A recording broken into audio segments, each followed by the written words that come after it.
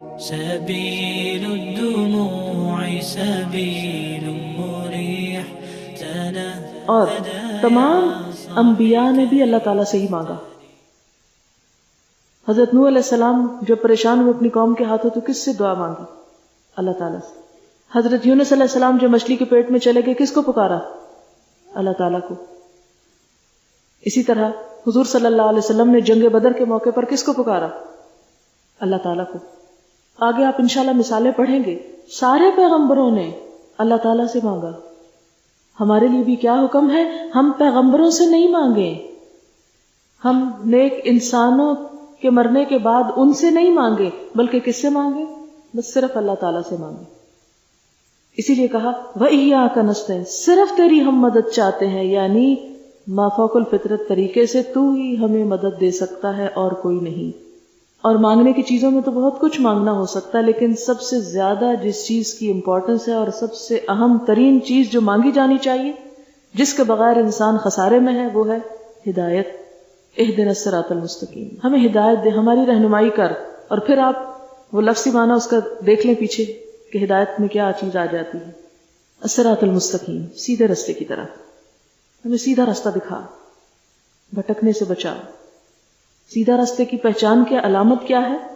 مثلاً آپ دیکھیں کہ جب آپ سیدھے راستے پہ جا رہے ہوتے ہیں تو آپ اپنے سفر کو کس طرح یقینی کرتے ہیں کہ واقعی آپ سیدھے راستے پر ہیں؟ کس چیز سے پتہ چلتا ہے آپ کو؟ سائن، جو میل کے بورڈ لگے ہوتے ہیں، مائل سٹونز جن کو آپ کہتے ہیں، مائل سٹونز، وہ آپ کو بتاتے ہیں آپ سیدھے راستے پہ جا رہے ہیں.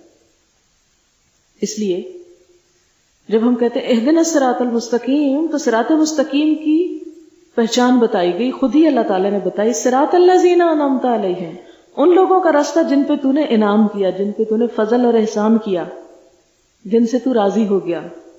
وہ کون ہوتے ہیں؟ کہاں رہتے ہیں وہ؟ قرآن پاک ہی میں اللہ تعالیٰ ان کی بھی وضاحت کرتے ہیں.